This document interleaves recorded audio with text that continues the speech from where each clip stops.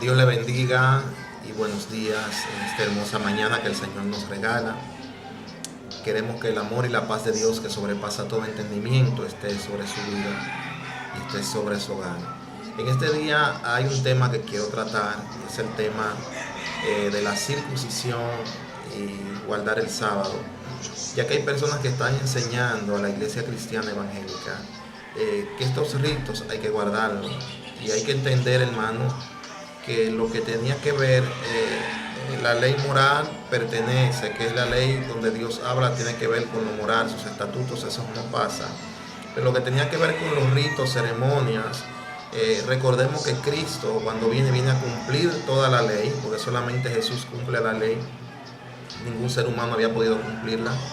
Y hay personas que se están introduciendo dentro de la iglesia a enseñar esta práctica, como que si no se hacen, la persona no puede ser salvo. Y esto hay que tener mucha cuenta. Recordemos que Pablo habla a los Gálatas acerca de los hermanos que habían entrado encubiertamente para cuestionar su libertad que tenían en Cristo. Vamos a ver qué enseña el Nuevo Testamento acerca de esta práctica y por qué los apóstoles no enseñaron concerniente a esto. Quiero, hermanos, antes de iniciar, citar la primera carta de Pedro, capítulo 4, verso 11, donde dice que si alguno hable conforme a la palabra, y si alguno ministra, ministre conforme al poder de Dios, para que en todo sea Dios glorificado. Entonces, quiero iniciar citando este pasaje de la carta a los Romanos, capítulo 2, verso 28 y el verso 29. Dice: pues no es judío el que lo es exteriormente, ni es la circuncisión la que se hace exteriormente en la carne, sino que es judío el que es en lo interior, y la circuncisión es la del corazón, en el espíritu, no la letra, la alabanza del cual no viene de los hombres, sino de Dios. Pablo está enseñando que la circuncisión, lo que tiene que ver con la circuncisión, ya la circuncisión nuestra está hecha en el corazón. Recuerden que a ellos, conforme a Génesis capítulo 17, se le dio la promesa del pacto a Abraham, que era el pacto en la carne, pero que también la Biblia dice que a Abraham se le había dado la promesa, y eso lo vamos a ver un poquito más adelante, no estando en la circuncisión, no estando circuncidado, para que también aquellos que no eran circuncidados alcanzaran o abrazaran esa promesa que el Señor le había dado al patriarca Abraham. Sigamos leyendo. Dice la primera carta a los Corintios, capítulo 7, verso 19. La circuncisión nada es, y la incircuncisión nada es, si no guarda los mandamientos de Dios. O sea, aquí lo que trata es guardar los mandamientos. Si tú te circuncidas y no guardas los mandamientos, te pierdes. Si yo no me circuncido y guardo los mandamientos, me salvo. O sea, esto es, recordemos que la salvación no es por las obras, sino es por fe en Jesucristo. Amén. Gálatas capítulo 5, verso 6. Porque en Cristo Jesús ni la circuncisión vale algo, ni la incircuncisión, sino la fe que obra por el amor. O sea, Dios mismo se encarga de poner como el querer por su buena voluntad, conforme a lo que Pablo enseña. Gloria al Señor para siempre, dando a entender de que esto no se basa en lo que tenía que ver en los ritos o cuestiones de la ley, lo que la ley enseñaba. Dice Gálatas 6:15: porque en Cristo Jesús ni la circuncisión vale nada, ni la incircuncisión, sino la nueva creación.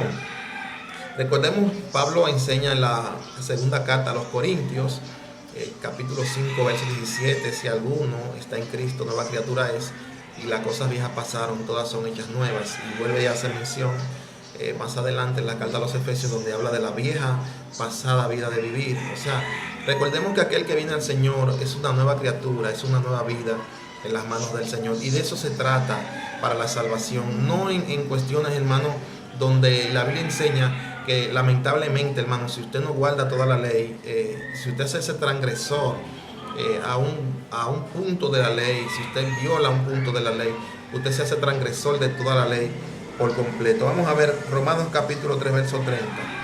Porque Dios es uno y Él justifica por la fe a los de la circuncisión, y por medio de la fe a los de la incircuncisión. ¿Quién es que justifica? Dice, hermano, que somos justificados por la fe. No es por obra, somos justificados por la fe. Romanos capítulo 4, versos 9 al 12. ¿Es pues esta bienaventuranza solamente para los de la circuncisión o también para los de la incircuncisión? Porque decimos que a Abraham le fue contada por la fe por justicia. ¿Cómo pues le fue contada? ¿Estando en la circuncisión o en la incircuncisión? Es una pregunta que Pablo hace. No en la circuncisión, sino en la incircuncisión. O sea, Abraham recibió la promesa estando incircunciso. Y recibió la circuncisión como señal, como sello de la justicia de la fe, que tuvo estando aún en ellos. La fe sea contada por justicia. Y el padre de la circuncisión, de los que no solamente son de la circuncisión, sino también siguen las pisadas de la fe que tuvo nuestro padre Abraham antes de ser circuncidado. O sea, para que también nosotros, como le decía hace un momento, abrazáramos esa promesa o alcanzáramos esa promesa por medio del patriarca Abraham. En Hechos capítulo 15, que es algo que hay que considerar, en Hechos capítulo 15 es un pasaje donde se hace una reunión con los discípulos. Están allí batallando porque, como le dije hace un momento, en Gálatas se enseña acerca de los hermanos que habían entrado encubiertamente para cuestionar la libertad, dice Pablo. Entonces aquí, en el libro de los Hechos capítulo 15, hay algunos hermanos que querían forzar a los cristianos que se habían convertido al Señor, las personas que habían convertido a Cristo, quererle poner ese tipo de carga que tenían que ver con estos ritos. Observen lo que ocurre aquí. Dice en el verso 10 al 11, verso 10 y 11 del capítulo 15 del libro de los Hechos. Ahora pues, ¿por qué tentáis a Dios poniendo sobre la cerviz de los discípulos un yugo que ni nuestros padres ni nosotros hemos podido llevar? Verso 11. Antes creemos que por la gracia del Señor Jesús seremos salvos, de igual manera que ellos. En el mismo capítulo 15, versos 19 y 20, dice: por lo cual yo juzgo que no se inquiete a los gentiles que se convierten a Dios, sino que se les escriba que se aparten de la contaminación de los ídolos, de la fornicación, del ahogado y de la sangre. Ahí no aparece en ningún momento tienen que circuncidarse o tienen que guardar el sábado, no, hermano. Allí hacen una numeración de lo que manda la Escritura, o ellos reúnen, ¿verdad? Están los ancianos que tenía que ver con Pablo, Juan, están en Santiago, están todos allí reunidos. Y están, hermano, haciendo una evaluación concerniente al tema. Pero aquí en el capítulo 15 del verso 28 y 29 es donde prácticamente se catapulta esta enseñanza que tiene que ver con concerniente a estos ritos. Mire cómo dice. Capítulo 15, verso 28 y 29.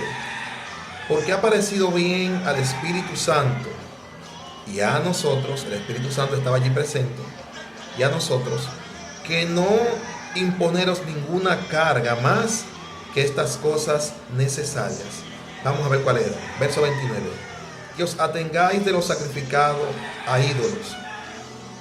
Porque tenía que ver, por ejemplo, sacrificado a los ídolos, esa gente que promueven, por ejemplo, muchas veces en las horas santas y en los cabos de año y cosas que tienen algún patrón ahí, le hacen ciertas cosas, hermano, para hacerle como un culto a esos que llaman santos, que en realidad no son santos, que la palabra enseña, Pablo hablándole a los corintios, que en realidad son demonios, hermano. Tanto en el libro de los Salmos hace referencia a eso, Salmo 116, también el apóstol Pablo en la carta a los Corintios hace referencia a que son demonios. Y dice acá, el verso 29, que os tengáis de los sacrificados a los ídolos, de sangre, de ahogado y de fornicación, de las cuales cosas, si os guardáis, bien haréis, pasarlo bien. Fíjense que allí no aparece, tienen que circuncidarse, tienen que guardar el sábado, tienen porque ahora, hermanos, se está enseñando todas esas cosas que tenían que ver con la ley, prohibición de algunas cosas, hermanos, que tenían que ver, donde da pena. Yo estuve hablando con algunos hermanos concerniente a esto que se han dejado envolver en esta situación. Y la mujer incluso está inmunda cuando tiene su periodo. Es una cosa increíble, hermano. Es algo que da pena. O sea, las cosas que llevan, las cuales hay muchas que me voy a reservar, porque son prácticas que en realidad dan pena. Que Jesús nunca vino a imponer ese tipo de cosas, mucho menos los discípulos la enseñaron. Pero la gente, cuando empieza a buscarle, hermano, tantas cosas, la salvación es solamente por medio de Cristo. La salvación es solamente por medio de Cristo. El Espíritu Santo nos ayuda a ir transformando nuestra vida, a ir cambiando, ¿verdad? A ir dejando aquellas cosas. Pero eso que tiene que ver con esos ritos y esas cosas, hermano, eso no está bien delante del Señor, porque la Biblia no enseña. Yo le decía en cierta ocasión, bueno, búscame un pasaje donde la Biblia me mande a guardar o a hacer este tipo de cosas en el Nuevo Testamento, claro está, porque recordemos que en la ley no pudo cumplirla nadie. La ley solamente Cristo pudo cumplirla. Bendito el nombre del Señor para siempre. Entonces, es triste y lamentable esta práctica que se están dando. Fíjense cómo dice Santiago 2:10. Porque cualquiera que guarde toda la ley, pero ofende en un punto, se hace culpable de todo. O sea, si usted intenta guardar la ley y falla en un punto, se hace culpable de todo. Yo le decía a un varón, le decía, tú has cumplido toda la ley, porque conforme a los mandamientos son 613 por todos los mandamientos que hay. Le decía, tú has cumplido la ley. Me dijo, no, me faltan muchos todavía por cumplir. Le dije, pues entonces si Jesús viene, tú no eres salvo, porque como tú te vas a justificar por la ley, lamentablemente si Cristo viene, tú no vas a alcanzar la salvación, porque tú estás intentando justificarte por la ley. Y entendamos que esto, lamentablemente, por la ley, dice el apóstol Pablo, que ningún ser humano será justificado ante Dios. Esto es por gracia, por medio de la fe en Jesucristo.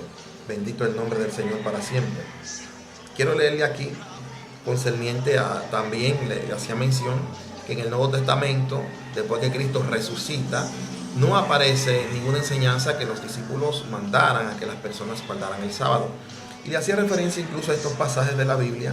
En el libro de Juan capítulo 5, verso 16, tengo amistades que son adventistas, los cuales respeto, amo.